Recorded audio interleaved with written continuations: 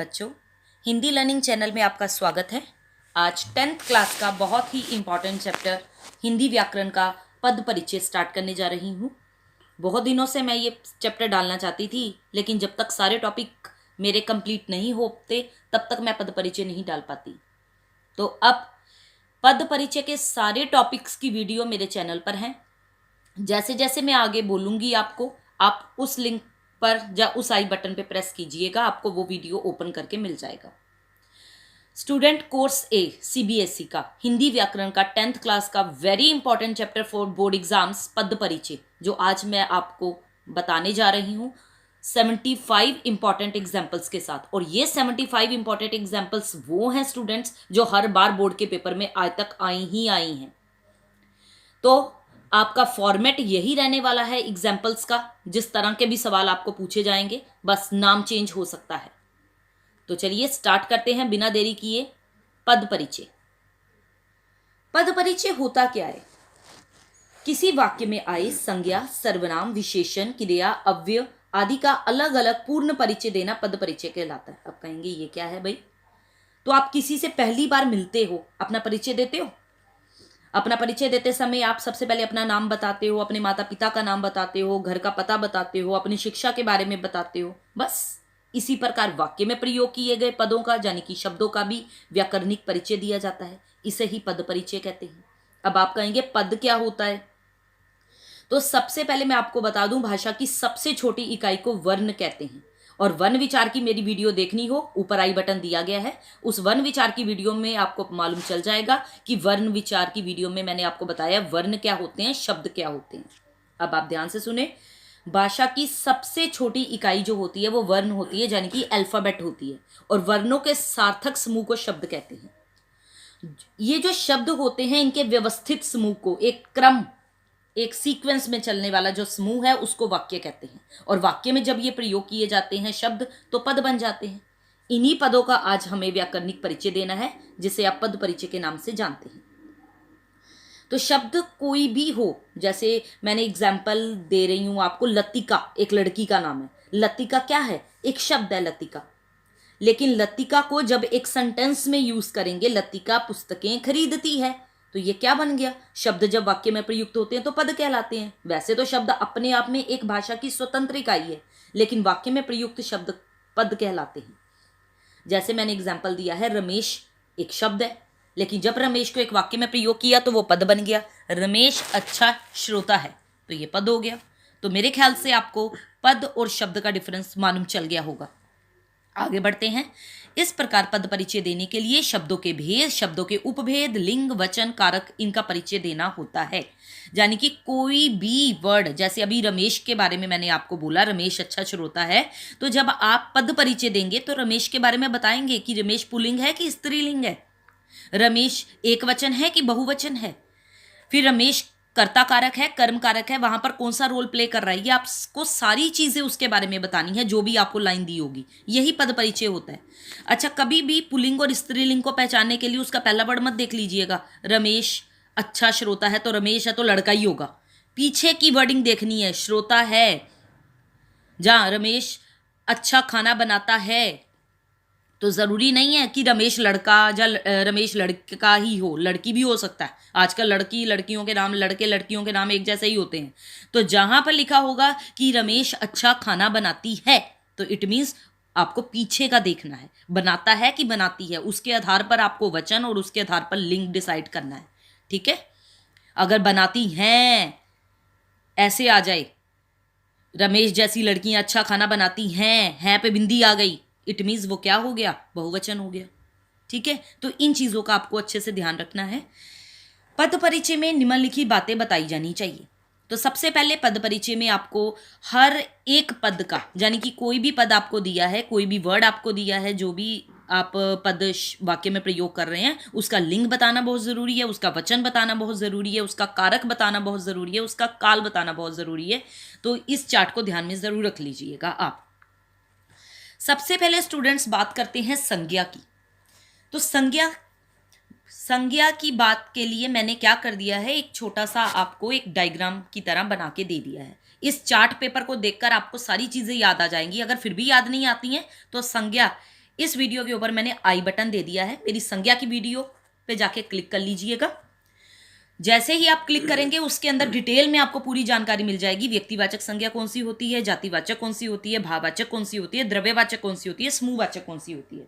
तो सबसे पहले मैं आपको जल्दी जल्दी बता दूं, व्यक्तिवाचक संज्ञा से मतलब व्यक्ति, अब व्यक्ति है इट मीन्स किसी का नाम है, यानी कि आपका नाम है, मेरा नाम है, तो वो व्यक्तिवाचक संज्ञा हो गई। यमुना नदी का नाम है तो वो क्या हो गया, व्यक्तिवाचक संज्ञा हो गई।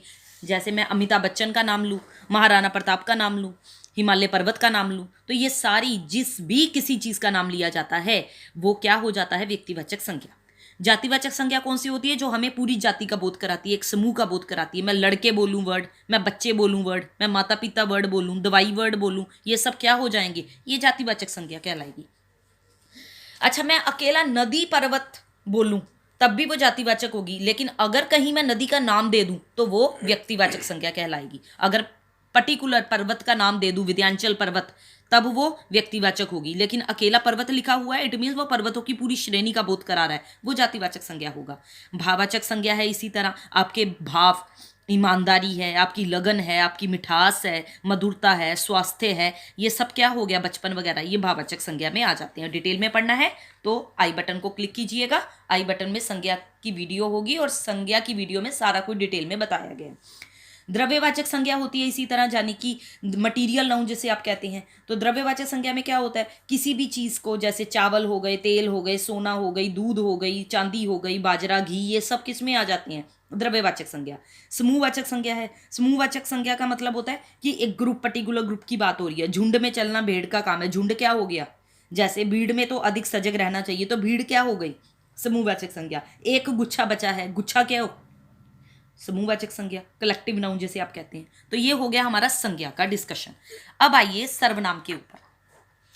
अच्छा स्टूडेंट, अगर सर्वनाम से पहले मैं लिंग की बात कर लूं कि लिंग क्या होता है, तो लिंग शब्द का अर्थ होता है पहचान, यानी कि लिंग से आपको जानना है, अच्छा शब्द जाति है, जाति बतानी है हमें कि जो शब्द स्त्री और पुरुष जाति का बोध कराता है उसे लिंग कहते हैं। तो पुल्लिंग, स्त्रीलिंग, ये अगर आपको ध्यान में रखना है तो पुल्लिंग स्त्रीलिंग के लिए भी मेरी वीडियो बनी हुई है चैनल पर, आप कृपया उस लिंक पर जाके क्लिक कीजिएगा, संज्ञा वाले पर ही, और संज्ञा में ही आपको लिंग के बारे में जानकारी मिल जाएगी और वचन के बारे में जानकारी मिल जाएगी। लिंग, वचन, कारक तीनों की जानकारी आपको संज्ञा वाले टॉपिक में दे दी गई है। ओके स्टूडेंट्स, आगे बढ़ते हैं सर्वनाम की तरफ। तो सर्वनाम क्या है, अब वचन भी हो गया कि एक वचन है तो बहुवचन है, कारक भी पता चल गए, और नहीं भी मालूम चले तो भी मैं आपको बता दूं कि कर्ता ने कर्म को, ये गाना आप याद रख लीजिएगा, कर्ता ने कर्म को करण से संप्रदान के लिए अपादान से संबंध काके की अधिकरण में पर संबंध, ये सब चीज़ें आप संबोधन हे अरे ये याद कर लीजिएगा तो आपको याद हो जाएगा। वैसे तो संज्ञा वाली वीडियो क्लिक करेंगे तो सारी जानकारी आपको डिटेल में मिल जाएगी। सर्वनाम, सर्व का मतलब क्या होता है, सबका, और नाम का मतलब नाम, तो सर्वनाम का मतलब सबका नाम, यानी कि प्रत्येक वस्तु, व्यक्ति, स्थान का नाम होता है, लेकिन ऐसा नाम जो सबके लिए प्रयोग में लाया जा सके उसे कहते हैं सर्वनाम। जैसे मैं बोलूं कि मैं अच्छा बेटा हूं, तो मैं क्या हो गया, एक सर्वनाम हो गया। मैं कहूं कुतुब मीनार ने हमारे देश का नाम रोशन किया है, तो यहाँ पर कुतुब मीनार की जगह अगर फोटो दे दी जाए और ये कहा जाए कि इसने हमारे देश का नाम रोशन किया है, तो यहाँ पर इसने क्या हो जाएगा, सर्वनाम हो जाएगा। और सर्वनाम के होते हैं 6 भेद। पुरुषवाचक सर्वनाम, जिसमें हमें वक्ता, श्रोता और अन्य व्यक्ति के लिए जिन शब्दों का प्रयोग करना है उसे पुरुषवाचक कहते हैं। और पुरुषवाचक भी बटा 3 तरह के होते हैं, उत्तम पुरुषवाचक, मध्यम पुरुषवाचक, अन्य पुरुषवाचक। डिटेल में चाहिए सर्वनाम की वीडियो में जाइए, ऊपर आई बटन प्रेस कीजिए, सर्वनाम की वीडियो पे जाइएगा, उस वीडियो में जाके सर्वनाम के बारे में सब कुछ जान लीजिएगा डिटेल में, जहां मैं जल्दी जल्दी बताऊंगी क्योंकि मुझे पद परिचय कवर करना है। तो पुरुषवाचक सर्वनाम स्टूडेंट्स 3 तरह का होता है, जिसमें first person, second person, third person बताया जाता है। फर्स्ट पर्सन कौन सा होता है, जिसमें मैं, आई, मी, माई, ये वाला, यानी कि मेरा, हम, मैं, ये उत्तम पुरुषवाचक सर्वनाम हिंदी में कहलाता है। उत्तम यानी कि मैं उत्तम हूं, इसलिए उत्तम पुरुषवाचक सर्वनाम है मैं, हम, मुझे, मेरा। मध्यम पुरुषवाचक जो कौन सा होता है, यानी कि you and your, second person, यानी कि तुम, तुम्हारी, तुम्हें, तुम्हारा, ये सब सेकंड पर्सन हो गए। थर्ड पर्सन कौन सा होता है, ही, शी, इट वाला, यानी कि वह, उसे, उसने, ये सब थर्ड पर्सन में आते हैं। तो आपको जब भी सेंटेंस दिए जाएंगे उन्हें सबका स्नेह मिला था, तो आपको उन्हें का पद परिचय देना होगा। उन्हें क्या है? अन्य पुरुषवाचक सर्वनाम है। बस। निश्चयवाचक सर्वनाम कौन सा होता है? जिसके द्वारा हमें किसी निश्चित व्यक्ति का पता चलता है, निश्चित वस्तु की ओर संकेत मिलता है। और अनिश्चयवाचक कौन सा होता है? अच्छा, निश्चयवाचक में भी बच्चे कंफ्यूज हो जाते हैं कि मैडम निश्चयवाचक सर्वनाम है कि ये पुरुषवाचक सर्वनाम है, कैसे पता चलेगा? तो स्टूडेंट्स यहाँ पर ये लिखा है ये मेरे खिलौने हैं, तो ये जो ये पर्टिकुलर लिख दिया है ना इशारा करके, ये मेरे खिलौने हैं, तो वहां पर निश्चयवाचक सर्वनाम होता है। ये सभी मेरे दोस्त हैं, आप ही हमारे अध्यापक हैं, ये है मेरी घड़ी है, तो ये निश्चयवाचक सर्वनाम का एग्जाम्पल है, ना कि पुरुषवाचक का। अनिश्चयवाचक सर्वनाम जिससे हमें अनिश्चितता का बोध होता है, यानी कि पेड़ के नीचे कुछ गिरा है, कुछ गिरा है, ये नहीं पता क्या गिरा है, तो कुछ जो हो गया वो अनिश्चयवाचक हो गया।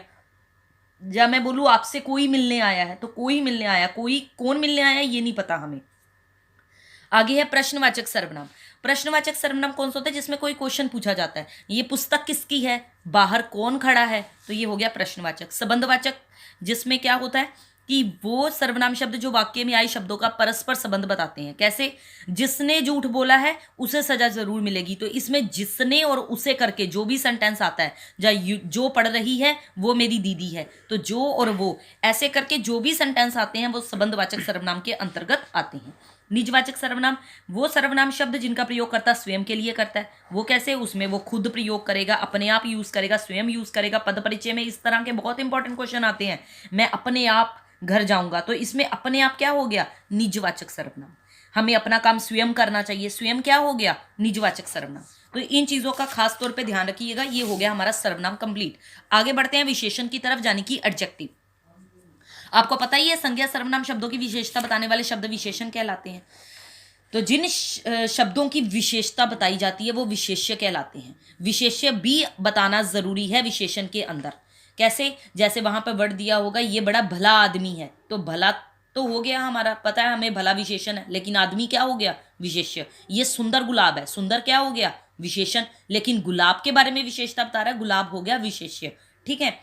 विशेषण के चार भेद हैं। गुणवाचक विशेषण यानी कि क्वालिटेटिव, संख्यावाचक यानी कि न्यूमेरल एडजेक्टिव, परिमाणवाचक यानी कि क्वांटिटेटिव एडजेक्टिव, और सार्वनामिक विशेषण जो कि बहुत ही इंपॉर्टेंट है, संकेतवाचक भी कहते हैं इसको, डेमोन्स्ट्रेटिव एडजेक्टिव। गुणवाचक विशेषण यानी कि जिन विशेषण शब्दों से संज्ञा सर्वनाम के रंग का, रूप का, गुण का, दोष का पता चले वो गुणवाचक होते हैं। और गुणवाचक में किसी भी तरह का गुण बताया जा सकता है, आपको ध्यान में रखना है। जैसे मैं बोलूं मैं बड़ी अस्वस्थ हूं, तो अस्वस्थ इसमें गुणवाचक विशेषण हो गया।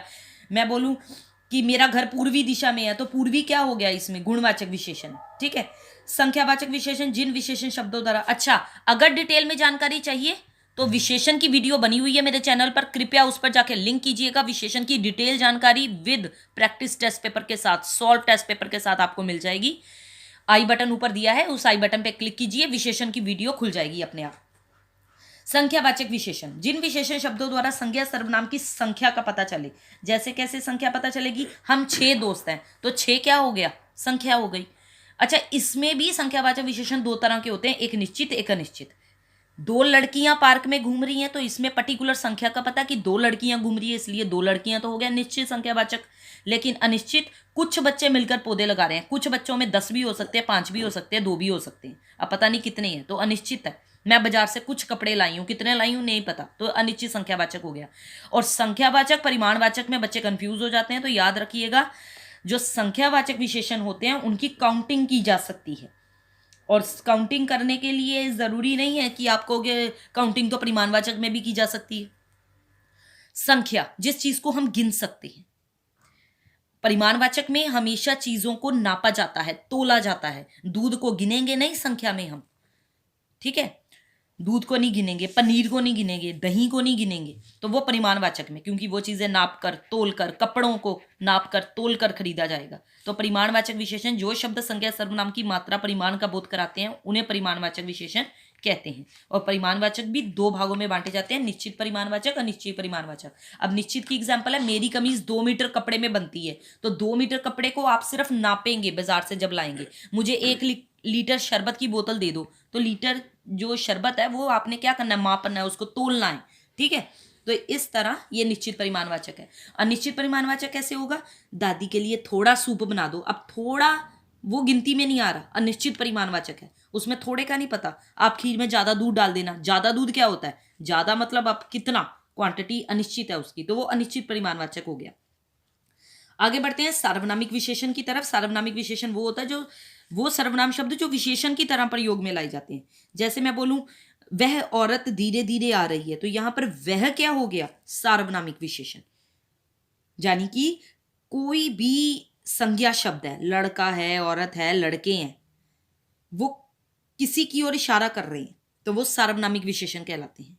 याद रखिएगा सर्वनाम और सार्वनामिक में डिफरेंस क्या है कि सर्वनाम का प्रयोग संज्ञा के स्थान पे होता है, जैसे ये आज मिलने आई है, लेकिन सार्वनामिक विशेषण का प्रयोग संज्ञा के साथ संज्ञा की ओर संकेत करते हुए होता है। यानी कि संज्ञा से पहले लगा होगा वर्ड, यह पुस्तक मेरी है, तो पुस्तक से पहले जो ये लगा हुआ है ना, वो सार्वनामिक विशेषण है।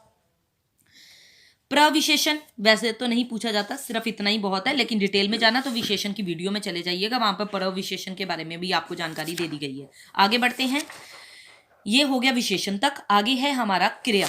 तो क्रिया आपको मालूम ही है कितने तरह की होती है, अकर्मक और सकर्मक, बस इन दो चीजों का ध्यान रखिएगा। लेकिन अगर ज्यादा डिटेल में जाना है तो क्रिया का आई बटन ऊपर दिया गया है, उस आई बटन पे क्लिक कीजिए, क्रिया की वीडियो आपके सामने खुल जाएगी, जिसमें मैंने आपको नाम धातु, पूर्वकालिक, रंजक क्रिया, सारी क्रियाओं के भेद के बारे में आपको डिटेल में बता दिया है। और क्रिया होती है दो तरह की, ध्यान रखिएगा, अकर्मक और सकर्मक। अकर्मक जिसमें कर्म नहीं होता, यानी कि चिड़िया उड़ रही है, और सकर्मक जिसमें कर्म होता है, जैसे चिड़िया आकाश में उड़ रही है, तो आकाश में यहां पर कर्म हो गया। मैं कहूं मोहन आम खाता है, ये सकर्मक क्रिया होगी, क्योंकि आम क्या हो गया, इसमें कर्म हो गया। बाकी डिटेल में जाना है तो मेरी क्रिया की वीडियो मेरी चैनल पर है, उस पर क्लिक कीजिएगा, आपको क्रिया का सारे पार्ट्स क्लियर हो जाएंगे। एक इंपॉर्टेंट बात बता दूं, क्योंकि अक्सर क्वेश्चन में जब क्रिया में पूछा जाता है वो होती है रंजक क्रिया क्या है।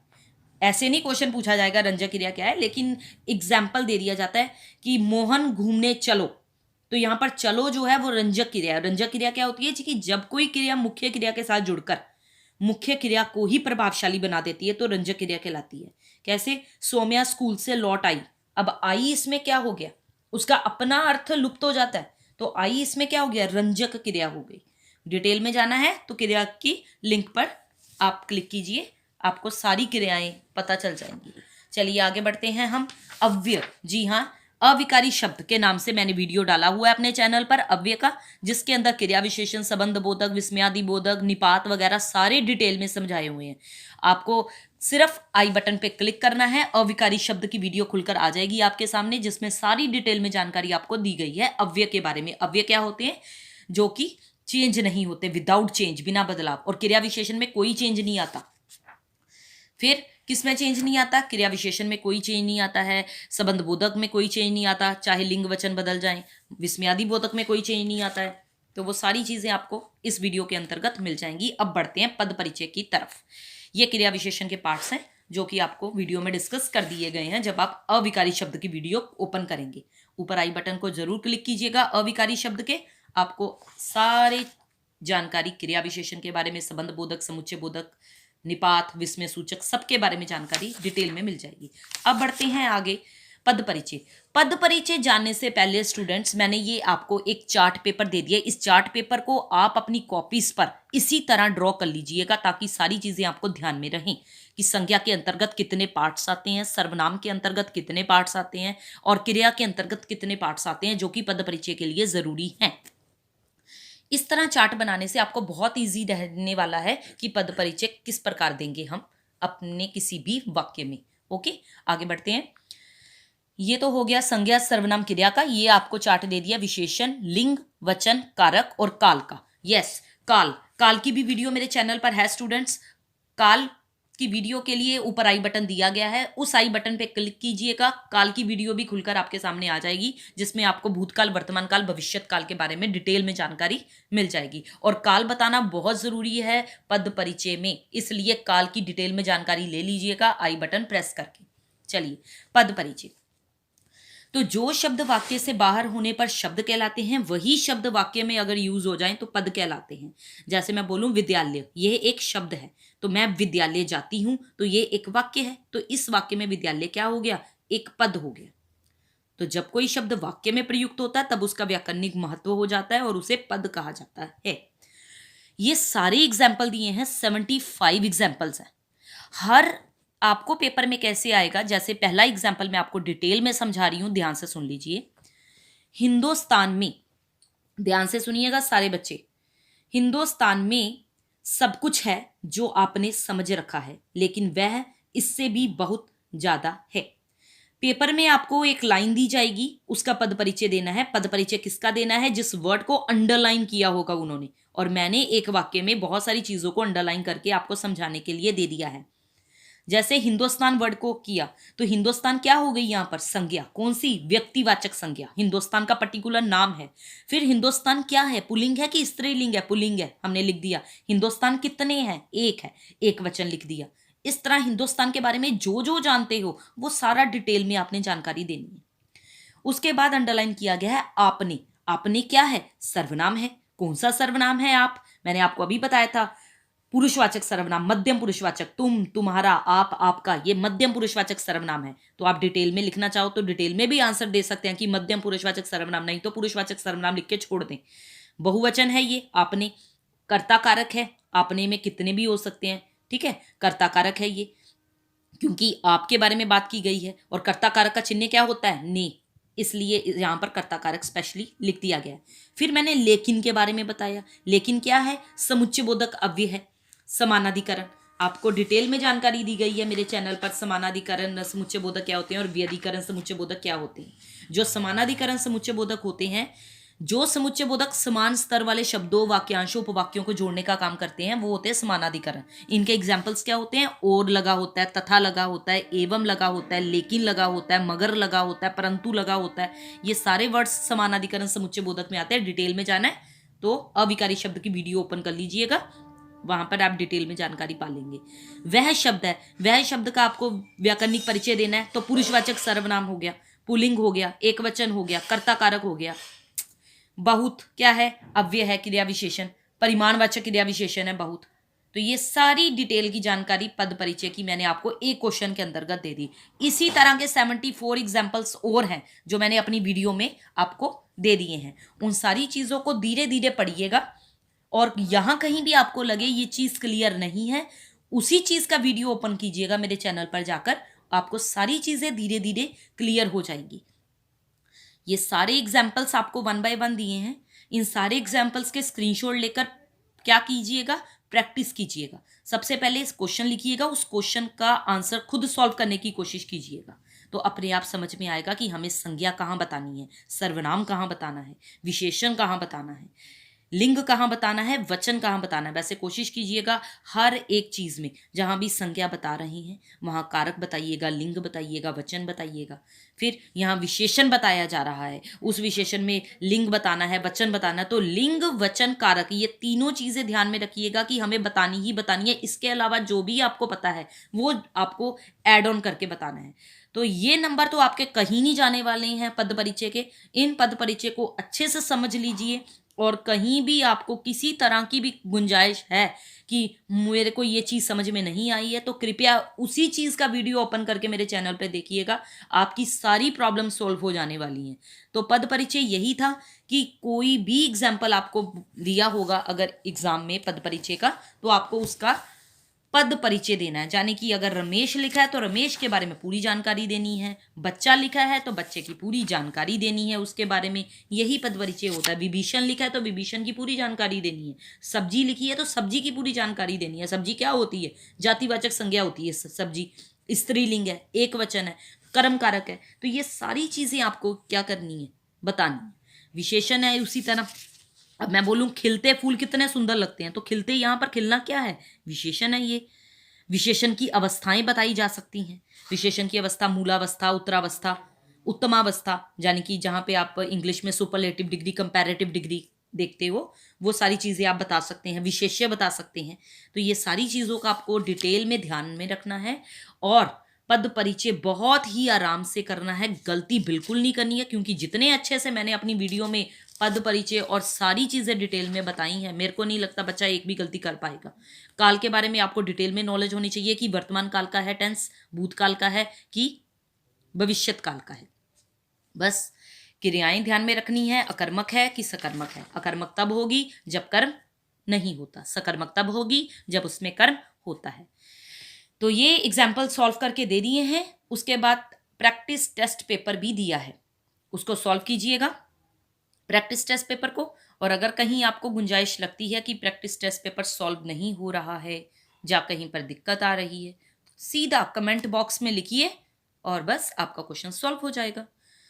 ये था पद परिचय, जिसे बच्चे बहुत ही मुश्किल समझते हैं। ये मुश्किल बिल्कुल नहीं है, बस आपको बेसिक से ग्रामर की नॉलेज होनी चाहिए। और बेसिक से ग्रामर की नॉलेज शुरू करनी है तो वन विचार की सबसे पहले वीडियो देखना, उसके बाद वीडियो देखना आप संज्ञा, सर्वनाम, विशेषण, क्रिया, उसके बाद अविकारी शब्द, उसके बाद काल। ये सारी वीडियोस डिटेल में देखेंगे तो आपको, मुझे नहीं लगता पद परिचय बताने में कोई भी दिक्कत होने वाली है, क्योंकि सारी चीज़ें तो आपको मालूम है।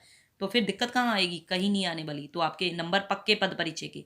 All the very best for your exams 10th class students. वैसे तो एग्जाम अभी मई में है, लेकिन आप प्रैक्टिस करना अभी से शुरू कर दीजिए पद परिचय की, क्योंकि पद परिचय में हम अपना एक भी नंबर छोड़ने वाले नहीं हैं। जल्दी मिलते हैं आपको एक नई वीडियो के साथ। Till then, good bye everyone.